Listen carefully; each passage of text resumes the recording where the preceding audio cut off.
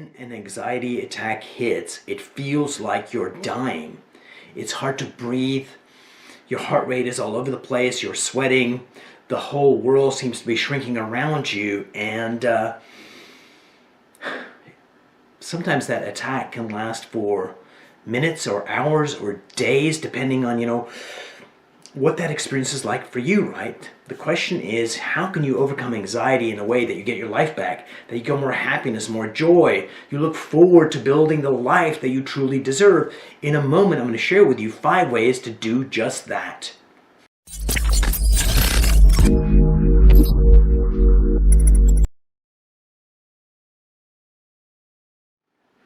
Hi everyone, my name is Umar Hamid and I'm an expert at changing human behavior. My whole reason for being is to figure out how to get people to break through the barriers so they experience more happiness, more joy, better performance, build the lives that they want.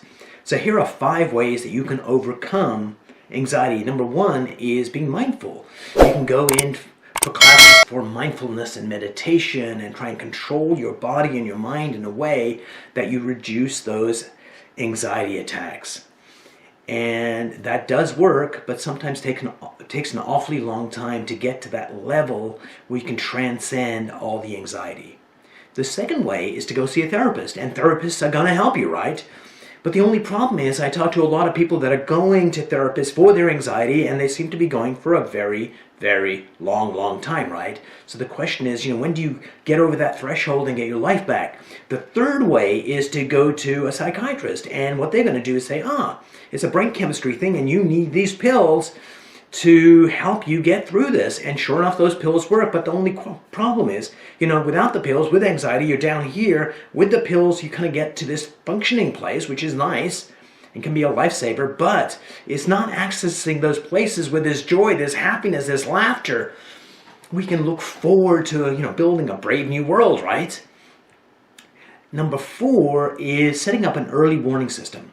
So for most people, they're okay, they got an anxiety attack and their whole world shuts down. But before the anxiety attack comes, sometimes they use hypnosis to get people to look back at one of those events and slow down time. And when we do that, what it does is go, before the attack, I notice, now that I'm into hypnosis, that my pulse rate quickens up, or I start getting sweaty behind my neck, or my breathing changes in this way.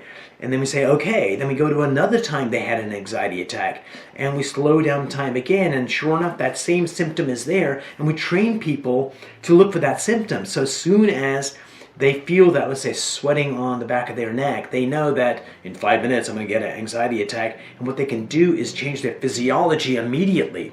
See, what happens is that our thoughts, our feelings, and our physiological response are all interlinked.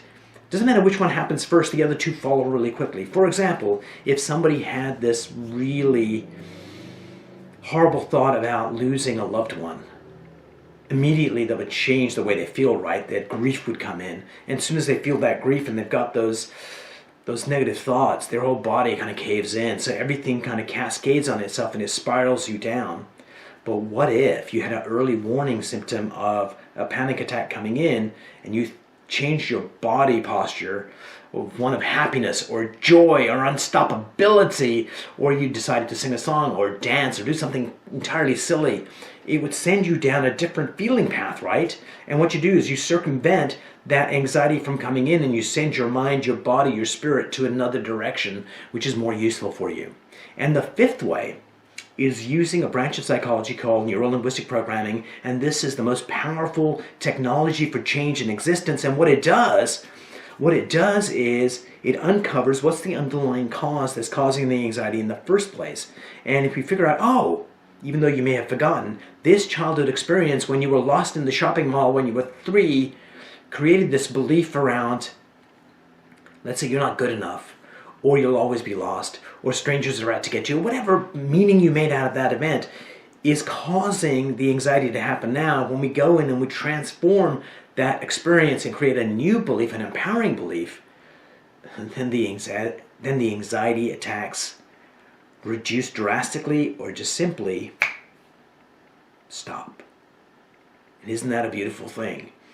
So that's the 5 ways you can get your life back. And if this speaks to you, click on the button below, the link below, to set up a 15-minute phone conversation with me, and let's chat about what's going on for you and see how we can help you get your life back so anxiety becomes a thing of the past and your future and present looks like happiness.